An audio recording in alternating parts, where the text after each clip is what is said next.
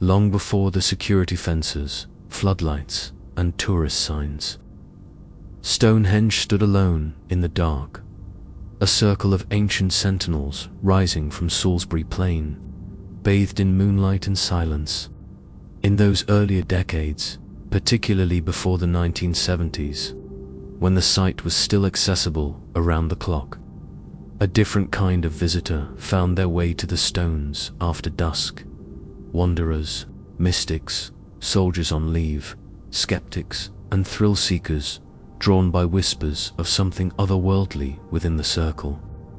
What they found after dark was not peace, but something watching, something waiting.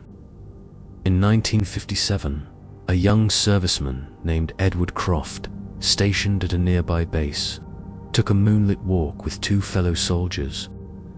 They wanted to see the legendary monument without the daytime crowd. The night was cold and clear, no wind. As they approached the circle, they noticed how unnaturally quiet the world had become. No insects, no distant traffic, just the crunch of gravel under their boots. And then, another set of footsteps just behind them. Thinking it was a local or another visitor, they turned. No one was there. They stood still. The steps continued, a slow, deliberate pace circling the outer edge of the stones. One of the men shouted a greeting into the dark. Silence. But the footsteps didn't stop. They didn't echo. They looped the circle, closing in, and then stopping directly behind Edward. When he spun around, he saw a tall, cloaked figure, just beyond the nearest trilithon, not walking, not speaking, just watching. He moved toward it, and in less than a second, it was gone. They searched the area with flashlights but found nothing. No footprints in the damp soil, no indication anyone else had been there. For months afterward, Edward reported dreams of the stones at night, of whispers in a language he didn't understand, and the figure standing just beyond his reach. Multiple nighttime visitors, from artists in the 1920s to druidic pilgrims in the 1960s, described the same phenomenon. The unmistakable sound of footsteps pacing around the perimeter of the monument. Never hurried, never aimless, always in a slow, deliberate path, as if patrolling or protecting the inner circle. In some cases, the footsteps would mimic the movements of the living. A person would stop walking, and the unseen steps would stop too.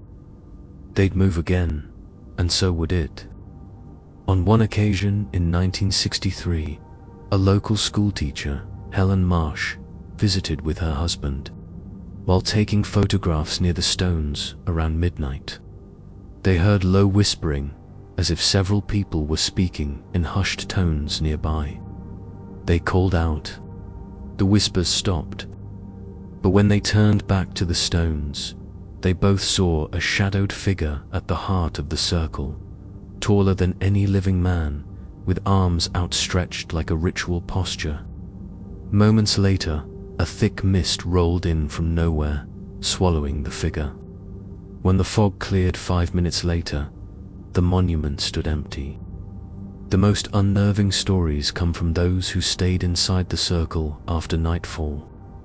These individuals often reported seeing shadowy figures positioned between the stones, as though standing vigil.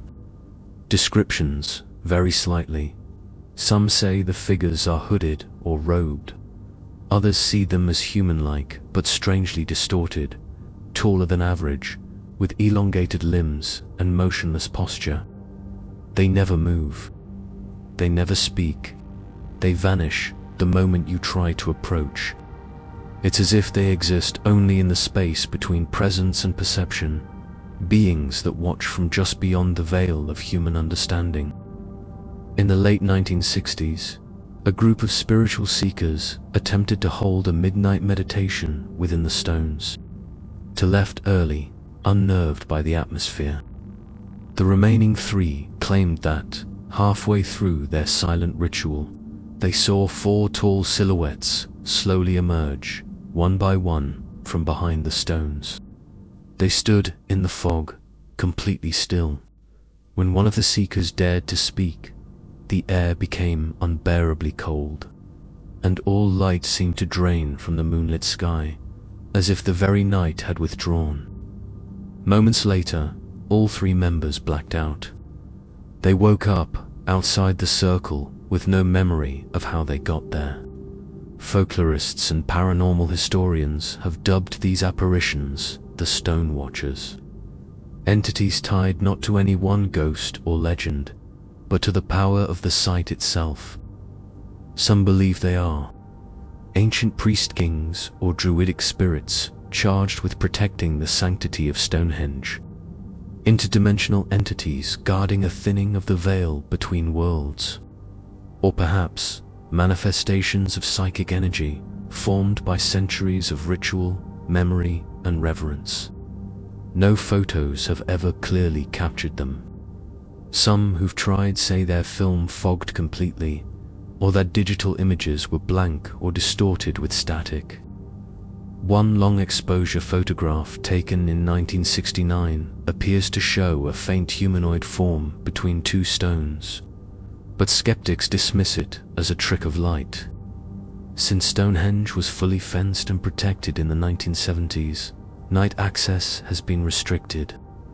Most reports of strange figures and whispering footsteps have stopped or gone underground.